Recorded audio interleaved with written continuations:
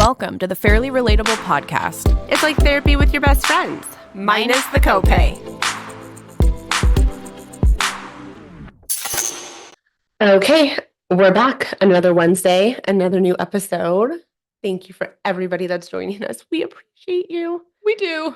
So this episode, we're going to talk about our journeys with deciding to have children, getting pregnant, our pregnancies, and then becoming moms. And I think it's a really important episode. I think there's so much people do talk about, but I think there's so much that you don't talk about. And it's just one of those things that you think you can try to understand what it's going to be like. And then you become a parent and you're a little bit just like, holy shit. Like, oh my God, on so many levels. So many levels. So I know I wanted to say a lot of you, but like, we're just going to pretend there's so many listeners right now. Yeah. So we know so many of you are parents. So hopefully you can relate to what we're talking about. And then for those women who aren't, hopefully we share a little bit of something that either teaches you something or prepares you. So yeah, I mean, and we watched each other go through these journeys as well. Right. So a little, I guess, backstory is out of our friend group, I was the first one to have a baby. I got pregnant at 28. So I had my first child at 29. Yep. And should I just start? Yeah. I'll just start. So I was definitely, and we've talked about this in past episodes of like, throw out that timeline.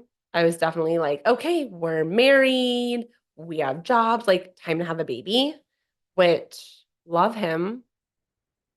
Of course, I'm happy I have him. In retrospect, like, did I need to like be checking my boxes so fast? No, like it was such a fun time of life. Yeah. Pre-children. It's like the sweet spot. And I'm not even going to be like feeling bad for saying that, to be honest with you. No, it's real. This is part of what people don't talk about. Yeah, this is what people don't talk about. Like, I love my kids. Of course. But my dad said to me the other week, when do you think the last time you were really happy was? And I said, I don't know. I think I really liked being 27. Like Ben and I lived up north. Our weekend, like we loved our jobs. Our weekends we had 2 dogs. We'd like walk down to like the downtown where we lived and take them to the dog park and just go out with friends and cook together and go out together. And like life was just so like dreamy. Yes. You didn't, like now I know, but like that was it. Life felt easy, breezy, happy. Yeah. And so I said, I don't know. I think 27 was like a really great age. And he goes, right before you had kids. I said, I noticed that too when you were sharing. Oh, yeah, because yeah, it really starts you on a whole new trajectory. It's like it's like more than a trajectory. It's like a whole new life dimension. existence. Like everything shifts. Everything. And you can't go back. You cannot go back. And it's not even that you like necessarily. Well, it's not like, oh, I wish I no, because you don't want to get, so then you're just stuck in this middle of like, am I like, why can't I just be happy like that again? But like, of course you want your children. Right. Like everything. You wouldn't do anything different in that sense. Like you want the kids that you have. But yes, I think people get that, right? And if you don't get it, you're either not yet a parent or you're lying to yourself. Or you didn't have enough fun in your pre-kid years. Right. I mean, yeah. So we'll just kind of like, I'll catch up to where you're at. Do it. So for me, it was a little bit different. I was the last one out of our group of friends to have kids. Like my sister had her 3 kids. I always wanted my kids to be close in age to hers. I just had a really hard time getting pregnant. 2 years. Yeah. No pregnancies. My husband was tested twice. Numbers were off the charts. Good. I had everything possible done. I had the blood work. I had the hysterosalpingogram, where they put that you can remember how to say all these terms will forever blow my mind. It was like so traumatic, all of it. And so yeah, you learn the lingo. There's one strong memory I have of you and I went to dinner and we came back to your place and you ended up just on your kitchen floor hysterically crying, just sobbing because you couldn't get pregnant. Couldn't get pregnant, started to question, like, what am I even doing here? Because for a lot of women, not for all, but for a lot of women, there is that sense of like that biological urge and like Yeah. need. And Did when you can't, feel like you had that, or you just felt like left 100%. out because we were all raising babies? All of it. All of it. It was like, yeah, we started talking about maybe adopting. We were thinking of trying IVF. And then I went to the IVF appointment and she sat us down at the table. She told us what it was going to cost. It was like over 20 grand. Broke down at the table. And I'm glad I did. I wanted her to see that, whoever that was that Well, we you sat know it's with. not her fault, I know it's not, but but it's fucked up. like people need to know when you cannot get pregnant as a woman and you go somewhere where you are so desperate to get the help to have a baby and you find out it is out of your budget. Yeah. It is devastating. It is devastating. What about people that have done like rounds of That's a IVF? whole other thing. It's so crazy. And then not to mention how expensive it is once the kid comes. Right. Yeah, that's a whole. So I was like, I told my mom, my mom was like, Kara, I will help you with the IVF. You have the best I really parents. do. They're I phenomenal. know. She said, I will help you with the IVF. Obviously both my parents, they work together. Yeah. She said, but I want you to give it 6 months. And I just cried tears of joy, like, finally I'll have, and then Got pregnant 4 months later. So, okay. I got pregnant. So there's a theory to this. You hear people say it all Yep. the time, and it's probably, I didn't struggle to get pregnant. So I would imagine, I've heard it's like the worst thing you can say to somebody that is struggling to get pregnant. Like, just let it go. Yeah, that is the worst thing you can say. Yeah. I can imagine. Yeah. However, there are so many stories of women going, I know someone else who, I remember she was struggling to get pregnant, and then her story when she told me is they were going to start her on Clomid. Yeah. So she was waiting. You have to like start your period and then you can start the Clomid. So she was like, okay, there's a solution. Like it's going to be okay. Like we got this. Like I'm going to get help. And then she never started her period because she was pregnant after like years. God. So it's almost like when women do feel that sense of like relief and let it go. I don't know, but our brains play a big role in life, right? So yeah. Yeah. I mean, yeah, that was such a crazy time. But yeah, so I ended up getting pregnant. And then you got pregnant really quickly. The second one, it was the first month of not trying or whatever that is. Not it was trying. The first month where it was like, we're not like trying to stop it. There he was. Okay, so that's kind of how my journey, I think it took me 5 months. So I had it pretty easy.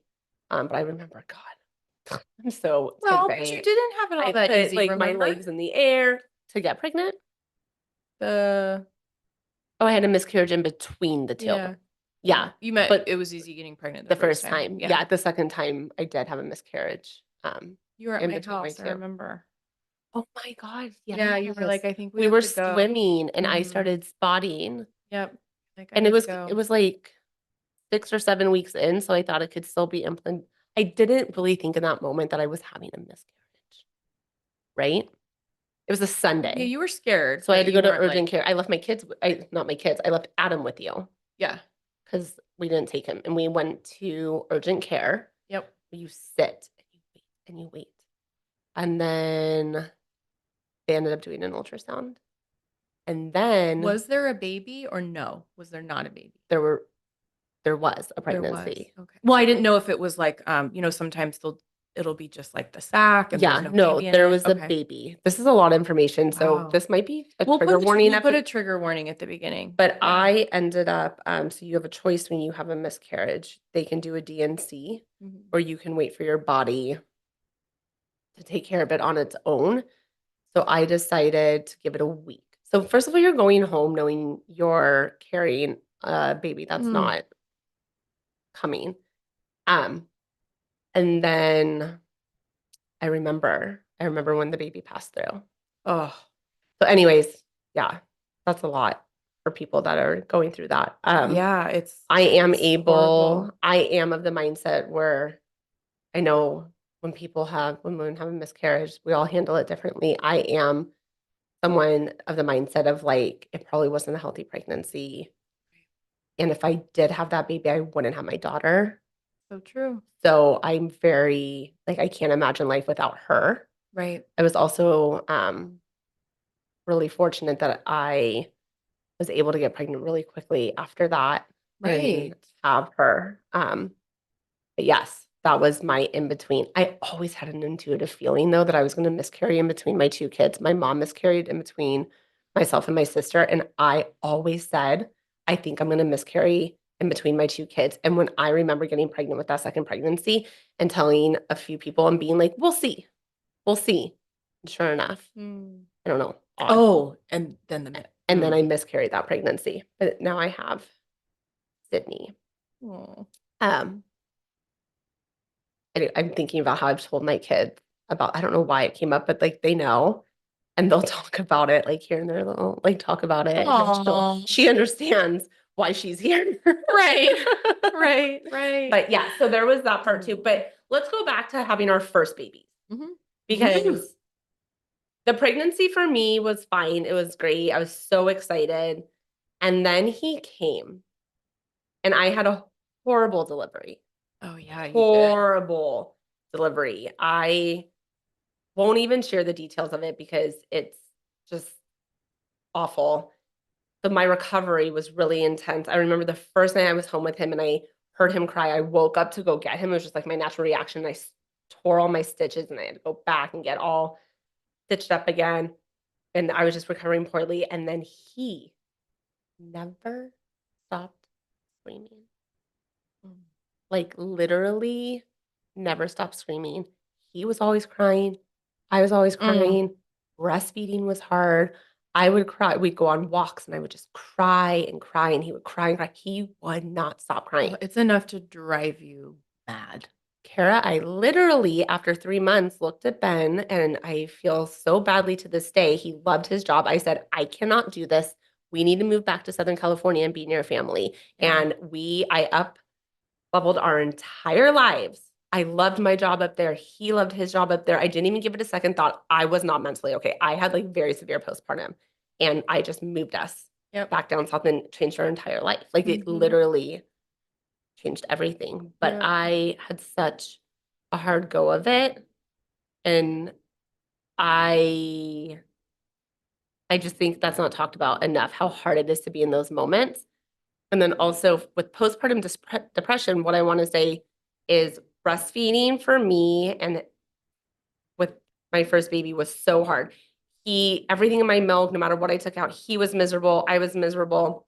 But women feel this insane pressure to breastfeed. Yep. Breast is best. I cannot stand that. I know. Me I neither. cannot stand that. Eventually, because of my mental health and him, the pediatrician, my family, people were like, please stop breastfeeding so you can be put on a medication. Yep. He was given a formula, Nutramigen, which is like highly like broken down and easily digestible. Yep. And once I gave in to like, it's okay to stop breastfeeding and put him on a formula that it was easier for him to digest and I was medicated. It was like the clouds parted and I remembered there was a sun. So when I hear women going through this and they're like, no, I just want to like shake them and be like, no, you don't. Right. You don't need a breastfeed if it's not good for you and the baby. Yep. Some not- women can't breastfeed. And if you want to, that's beautiful. And if you can't, that's okay. But like the shame that we put and the shame and So did I ever tell you this story though? So I stopped breastfeeding him. We moved to Southern California. I'm dried up at this point. We're with Kaiser at this point. There's a pediatrician there, still works there. I know she still works there because I know other people have. I come in and I'm talking about his formula and whatever, needing this. I don't know. I'm still in a blur. I'm still a brand new mom with postpartum depression and a baby that's really temperamental and upset. And we've just moved. We're living in my mom's house. Like, my husband just left his job. And she goes, well, we're a Breast's Best hospital. stop. Yeah. And I Kiss my ass. lost my mind in that doctor's office. I started yelling at her because, like, I didn't have the option to breastfeed anymore. It Exactly. was done. And now Yeah. I'm being shamed. I Right. can give you a little bit of formula, but we promote Breast's Best. And I went out into the lobby. I started yelling at the nurses. Oh my God, I lost my fucking mind. Good. Lost my mind. So, Well, not good, but good that they heard it. yeah. Oh my God. That was I had a rough start at motherhood. You did. It was really, postpartum depressions were really intense and really hard. And I think women need to talk about it more and support each other more through it. You can't see it. And you want to act like everything's okay. And then you're sleep deprived. Brooke Shields talks a lot about her postpartum. She was like one of the first celebrities, I think, to really open up about it. I had it with my first, and Let's talk about your experience. I mean, just getting pregnant was so hard, and then got pregnant, and then delivery. I pushed for I was in labor for like over a day. I was there for like 2 days before anything really started, and then I pushed for 3 hours straight. My doctor couldn't believe it because he was ready to do a C-section. I was like, no, I would. He's like, I'm not coming in here at 4 a.m. to deliver your baby. So you better. I was like, you will not. I won't. You will not be woken up. I'm gonna push this. And then it was like 7 a.m. Anyway, so like I literally couldn't even stand up. I mean, obviously you can't stand up after an epidural, but like days I was hunched over because everything was bruised. Like my tailbone was bruised from the pushing. My doctor could not believe it. He was like, when I went in for the follow-up, he was like, she's a champ. She pushed for 3 hours. But I paid for it physically. But then it was almost instant that it hit. My doctor said, he came in the next morning. We're still at the hospital. He's like, you're gonna be sad. No, you're gonna cry, but a little bit of it's normal. But if it turns into then we have an issue. Well, within a couple days, oh my gosh, I don't know to what extent the pain meds maybe. I didn't do pain meds with my second, and I didn't get an epidural. No, I mean like the aftercare, like the opiates. Yeah. I didn't do them with my second because I think they maybe I don't know. All I know is I would sit and stare out the window, just crying. I couldn't get my head right, and like not to mention like the guilt and the shame, right? Yeah. For feeling like that when you have a brand new baby. And then like the intrusive thoughts, my mom and dad would come over, and I would just be sitting just like a shell of a human, just crying. And my mom was like, I'm gonna I'll take her upstairs, and I'm like, I remember my mom saying, Kara, why don't you go, take a bath, go upstairs, take a bath and relax. And I was like, I can't take a bath. I have stitches. Like, couldn't even go do that. I had these intrusive images of like, I could hear a head hitting the wood on the stick. Like, I just had these horrible intrusive thoughts. Couldn't sleep hearing her sounds. Yeah. It was just bad. It was bad. So hard. And it was really, really hard.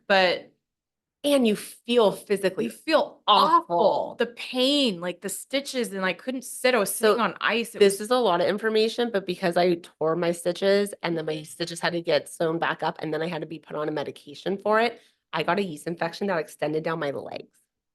Oh my gosh. Can I tell you, that was more painful than the stitches? I bet. It was. Yeah. I also want to caveat that with my second child, like none of this happened.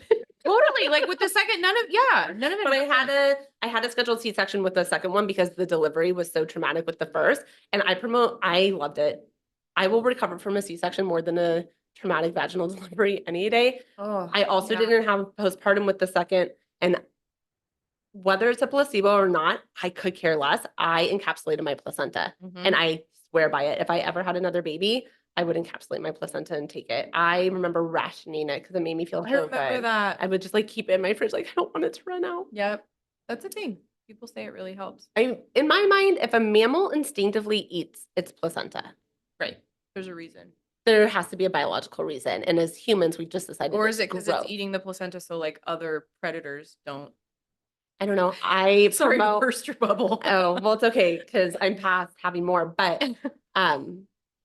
it helped a lot. But yes, okay, so going back to it, yes, the first amount of time is it can be very hard. And then there's your whole life is shifted. You now are responsible. You can't just like get up and jump in the car and go meet a friend for coffee. No, it's just involved. It's not so like your baby is just like a cute little accessory. Yeah. And the women that show it like that, shame on you.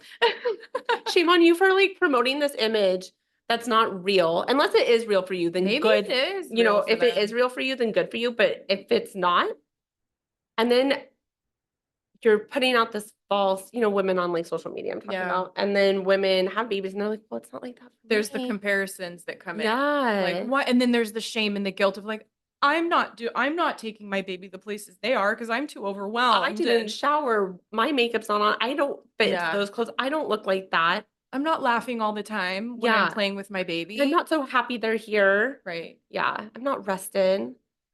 Yeah. I mean, it's just such a whole recalibration. It's like literally the world is flipped upside down. And may we also mention this thing where like people's feedback when you're pregnant and when you have a baby, the feedback, like I was walking through a store once and I had Presley in a little thing and some woman comes up and like goes like, her little feeties are cold, cover up her feet. And it's like, shut up. Like, shut up. Like, I'm a new mom. I'm out for one of the first times Ever. Like, I'm out of the house. Leave me alone. Like, congratulate me. Yeah. Yeah, people talk too much. Like you really should be, you should be nursing. And then there's the other camp that's like, just stop nursing. Just stop breastfeeding. And it's like, just everybody. Like what I just said. But like, but I when think you're you in should it, do what feels right what's to you. best. Fuck the pressure. Yeah. Oh, it makes me, I just want everyone to do what feels good to them. I remember being pregnant and I was working at a school and I must have been like I worked to the very, very end. So I must have been like 8 months pregnant. And she goes, twins? And I was like, no. She goes, are you sure? Stop. I remember. And I was like, fucking sure. Pretty sure. I think I Pretty know. sure you're a bitch. But thanks for that. Yeah. I mean, it's just so, it's just a lot. And then you have this whole marriage and this whole partnership where that all shifts, right? Like, I don't know, but like we struggled so much during the first years, right? From birth, like Ben always said, I'd have a third if they came out at 1 year old. Right. We really like birth to ones, you're in it. And we did a lot of, I mean, okay, like to be fair, I wasn't the nice wife that was like, you're going to work, sleep. I got this. I was more of the you were like, if I'm up, you're up. Yeah, like I was more of the mindset of like, you're going to work with adults and you're gonna pee when you want and have a hot cup and have your lunch and have quiet. Like, you need to help me so I keep this child alive during the day. Like, why is you going to a quiet office harder than me staying home with the baby all day? Right. So no, I would wake up, feed the baby, and he would like shush the baby back to sleep. So, and then it became a lot of like, well, I did this. Tit for tat. Mm-hmm. I hated that. And it's not a great look and it's not good for a marriage, but it does turn into that. And it's rough. Like you have to like I don't know. Honestly, I think you don't really get back to like a little bit of normalcy till they're like 7 or 8. 100%. 100%. Now that mine are 12 and 10, I feel like I can honestly say you don't start like getting to wrap your head around like what you need and who you are and what your relationship is until they're like, more self-sufficient. 100%. Yeah. And that's like, I don't know. How old's Presley now? She's going to be 8 in February. Yeah. Okay. So I get that. Yeah. Sunny's 5. Sunny's still young. So you're still kind of in it. But like, we're just starting to come out of it. Yeah. It's a lot. And it's, you know what?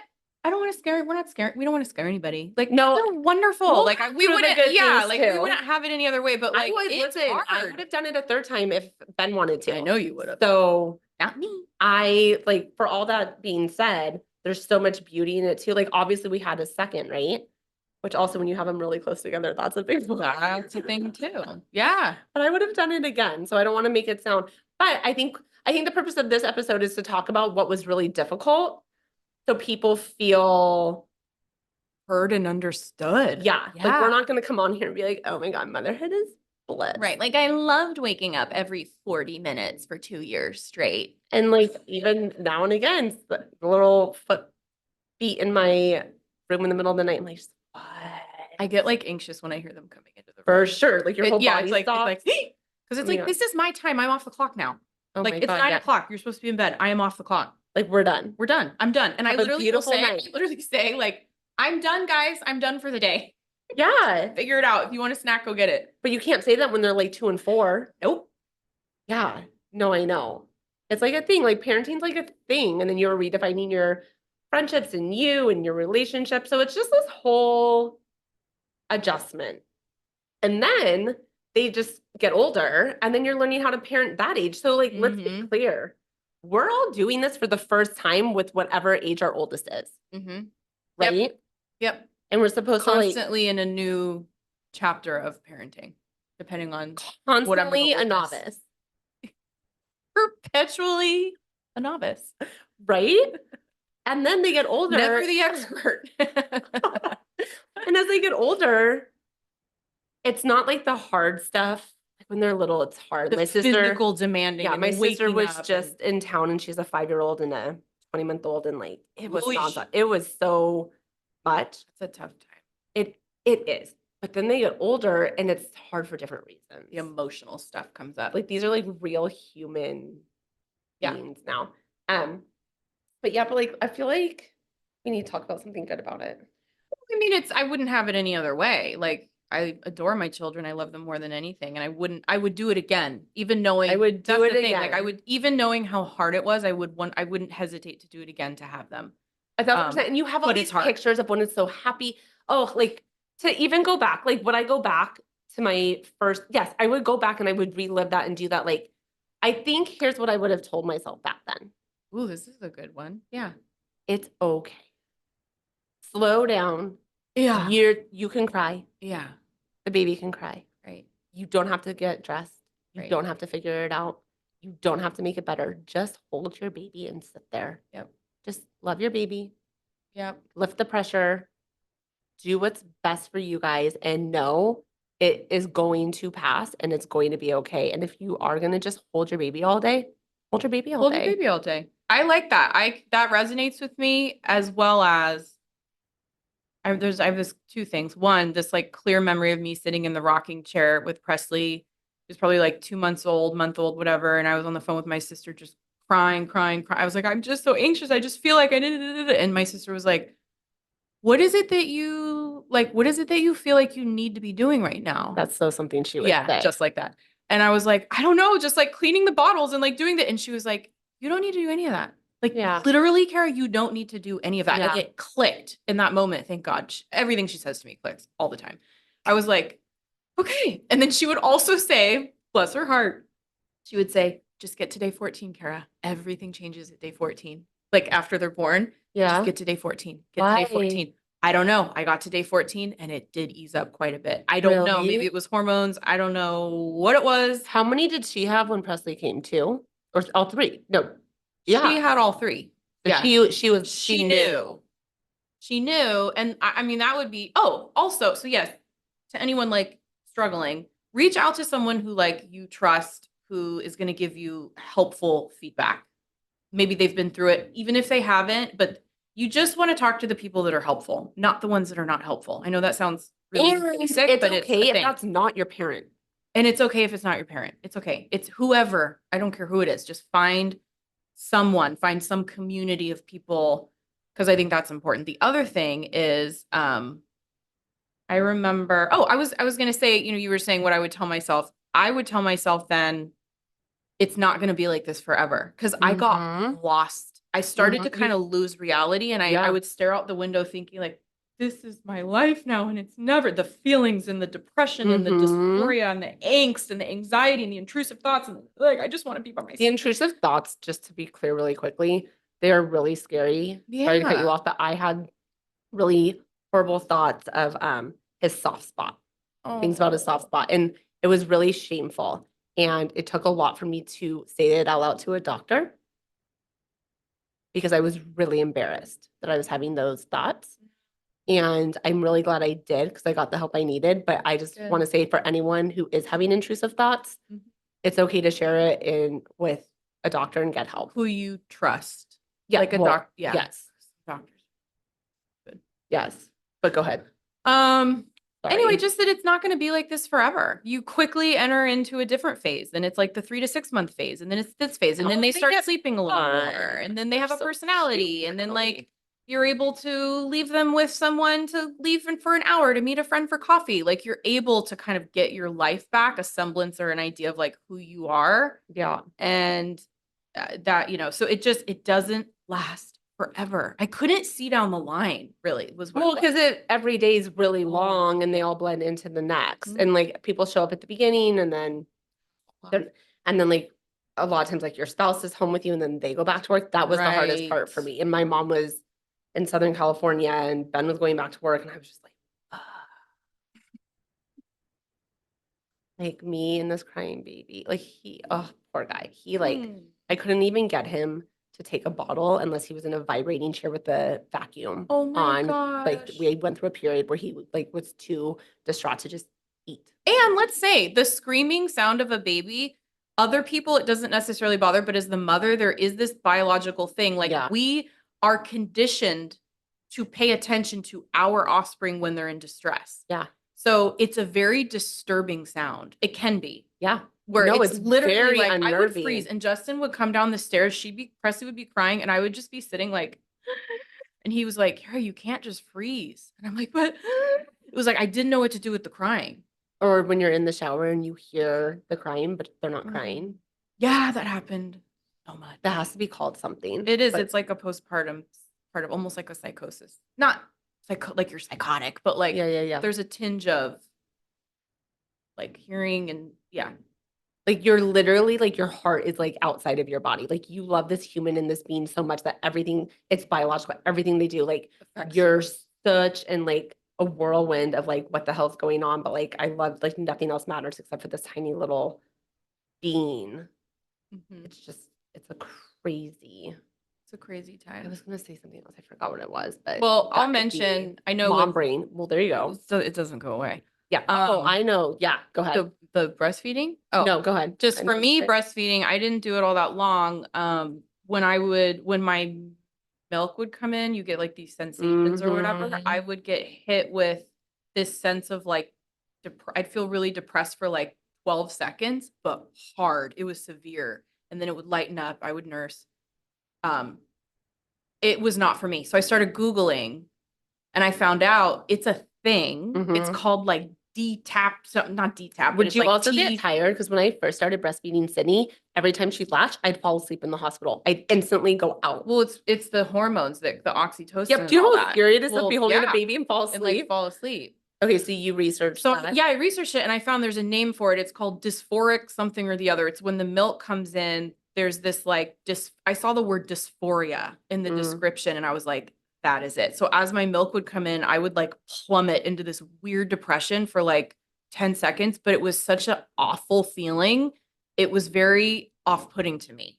I wasn't the mom that was like, I just love nursing. Like, this is our bond. Yeah, I never had that. I was very envious of women that had that. And I didn't understand. Well, there's a shame. Why don't I have that? Right. Instead of, I had a neighbor and I remember she had twins and something came up and she goes, no, breastfeeding is not for me. And I remember in that moment being like, good for you. Look at you owning nope, it. Not doing it. Yep. I was like, God. Yep. That is awesome. I think it's important that you share that though, Kara, because I know for my sister, she had that and you're the only one that told her like, that's not just you, that happens. And that was huge for her because she felt alone. Yep. And like something was wrong with her because she had never heard another woman talk about that. Yep. So when we told her that we were going to do an episode like that, she was like, you have to talk about that because you're the only one that made me feel like that was She's not normal. The only one. And it's very rare. Right. It's but no one rare tells you thing. This might happen. I even went to like those classes before, like this might happen, this might happen, this might happen. Right. Right. But they don't cover stuff like that. That's more like nuance. Even if you go to like the mommy groups and everyone has their baby, it's not that comforting. I didn't ever do any of that. I love just like some women it's like comparison. Really. I just never was there in that headspace. I like didn't want to leave the house. It's just, yeah, it's so chaotic. And then you're in a mommy group. There was a mommy group outside of my clinic not that long ago. And there's like these 10 or 12 moms sitting there and they're talking and babies are crying. And I'm like, that looks so anxiety. There's nothing about that that's enjoyable to me. One thing, so I work with a lot of women that are starting to have babies and I see them going through this. And I remember very clearly when I went through it, having to go back to work before, your baby's even one. I went back to work when Adam was 4 or 5 months. And they come to work and they're sad and they're returning from maternity leave. And I just I feel like at a loss for words of what to say or how to comfort them, except like, I know you need to work. And then I know this fucking sucks. Because I remember I had to work and I would just cry. I would just cry my way to work every day. But like, what are you gonna, like, sometimes there's no choice. Right. And it's so against biology to separate from your baby. Yeah, it goes against nature. It doesn't feel right. it Then again, some also moms like allowed a that. little relief. Some moms really like when they get to go back to Yeah, work. I was gonna say, and then once you kind of like get used to it, you're just like, okay, but like again, going to work is not harder than staying home with the baby. Right? So you're like, Depending on the job. well, depending on the job. At least, yeah. For So, me, yeah, being home was harder. yeah, in so that sometimes, phase. but like there, it's just nuanced and it's hard. And I hope we didn't make it sound like totally negative, but I think there's No, I mean, we both so said we would much. do it again in a heartbeat. Like Yeah. knowing how challenging and awful it was at times. It was like these gifts. We were given these amazing gifts. And then they grow and just like, and we can talk about, we could do other episodes on like later years, but like watching them become humans and do what they love, like now with Presley dancing, like watching my daughter dance and watching Adam play soccer and like do their thing and be who they are. Magical. That's the best word. It really is. It's really magical. It is like nothing is like, better. This is what it's about. Yeah. Yeah. However, if you don't want kids too, and you know that, that's magical. That's also magical. Because yeah. That's a whole other thing. The shame and stigma put on women, like, you don't matter unless you have kids. It's like, what? Yeah. I think that's ridiculous. It's like people. No, I think good for you for owning it. Yeah, like and knowing what works for you and what doesn't. And there's women who can't have kids. And that needs to be talked about. That needs to be talked about too. The questioning, the line of questioning women find themselves in. It can be very upsetting and like detrimental to their mental health. Where if it's just a sensitive topic. Yeah. And I think it should be approached with care. Absolutely. I do like, so a little bit about like, it just makes me think about like why we even wanted to start the podcast to begin with. A lot of it, we want to just have fun and make it. Talk about your 3-hour-long nail appointments. You just really like those. Part of me wants to stop getting my nails done altogether. I wish I could grow my nails out and they would just look clean and nice. Don't. Anyways, when we talked about it, we were just kind of like, we're in our 40s. There's a lot of hindsight. There's a lot of perspective that we've built. There's a lot of life that we've lived at this point. And it does kind of feel like, to me at least, in social situations, people don't open up to that degree, right? They don't go deep. They don't share all of this. People, like, everyone wants you to be happy and this and whatever. We wanted to do a podcast where it was fun and we have so much to share. But we wanted to talk about the things that you're not getting in like a normal everyday social situation unless you're with your best friend. And maybe not everybody has the ability to be with their best friend as often as like we're able to be with ours. Right. So this is a topic that's really important and we are trying to be like really open and honest and vulnerable. And if there's more topics like this that we should be talking about, we want to talk about them as well. So people can let us know because we're trying to be open books and make other women in and around our age and time in life feel not alone. Yeah. Just like seen and heard and understood and validated and supported, and the relatability, fairly relatable, the relatability piece. Yeah. And we're just speaking from our experiences. So, but yeah, I think especially the topic of like momhood can be delicate. So like, what about momhood should we be talking about? Right? Like, let us know which aspects of momhood do you want us to touch on? Because we'll touch on it. We each have 2 kids. We're working moms. Kara's a therapist. And we've known each other for so long. The nuances. Nothing's off the table. Marriage and parenting and working and parenting and families and parenting and raising your kids differently because they're not the same person and figuring it out as you go, faking it till you make it. Yeah. And enjoying the journey. Yeah. Because, oh my God, it's a cliche for a reason. It goes by so fast. What do they say? The days are long and the years are short. Yep. Yeah, it's so true with kids. It's like before I never envisioned my newborn in like at like age 5 going into kindergarten, and all of a sudden there it was. Did you cry? I don't think I did. It's okay. Maybe. But like maybe you say that like you were supposed to. Maybe I did with kindergarten. I don't know. At this point, I'm just so like, I don't even know which way's up. Like, don't even know where I am right now. He went to middle school and I didn't cry. Yeah. Crying's okay, and not crying I thought, is okay. oh, I'm a huge crier. You're the crier, and I'm not the crier. And you know Yeah. what? It's like eye color. One isn't better than the other. It's just different. No, I'm just kidding. I'm just kidding. You're like, Yeah, speak no. for yourself. You know what's funny? He went off to middle school, and I thought that would make me feel like, oh my God, he's so big. But then he started caring about what he was going to wear and asked me to take him clothes shopping. And I took him clothes shopping yesterday. That made me feel like he's getting older. He's like almost a preteen. Yes, he is a He is a preteen. preteen, but that was more trippy for me than sending him off to middle school on the first day. Totally. For him being like, Totally. I need my jeans to look like this and I need this to look like this. Because I used to be able to like go anywhere, bring home whatever. And he was like he'll throw things on without even looking if they have anything to do with one another. Like he could care less I about love what that. he's wearing. And half the time he walks out and I'm just like, bite your tongue. Bite your tongue. The camp of He looked let like your Adam kids- Sandler. He looked like Adam Sandler.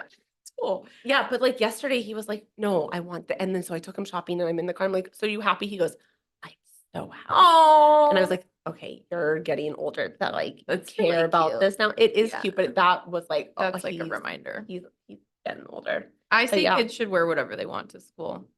Within reason. Within reason. Like I let Presley pick out Sonny. I have to pick out his clothes and basically dress him. He's almost 6. Did you say like, hey Sonny, are you listening? I literally was about to be like, Sonny. Presley just kind of puts on, and half the time they don't match, but like Yeah. vibe. The vibe. I'm like, you do you, girl. That's how I feel with Sydney's hairdos that she wants. I'm always like, I want to be so like, let's do it this way and this way. And then she picks her thing. I'm That's just like Presley. Shut I up, want a Jessie. bun. She wants a low. I want a bun low penny. with I a want strand. Yeah, I want low pigtails. I'm like, but your hair's like so pretty. She Like, is can beautiful. we leave hair. it down and like pull a little bit back? Oh, yeah. But I feel like or the like more like long, but with 2 space buns. yeah, no, Oh. there's so much I want to do with Yeah. her hair because I would die for her hair. And I just feel like the more I give suggestions, the more she's like, not that. So I try. Finding her own, Mm-hmm. settling in. Anyways. Yeah. So that's just a little bit about how we entered into mommyhood and our experiences. But yeah, if there's more that we can talk about, let us know. Please let us know. We want to engage with the audience. We want to know, what do people want to hear about? What do we you guys wanna- want people to like What do talk we about want- that you're not getting to have those Exactly. conversations? Like, what do you want to unpack that's not being unpacked elsewhere? Because we will unpack what do it. you want people to go deep and vulnerable on? We'll Right. do it. Right. We'll talk about it. Yes. And we want to hear about your experiences too. Yes. All right. Thanks everyone for listening. Until next time.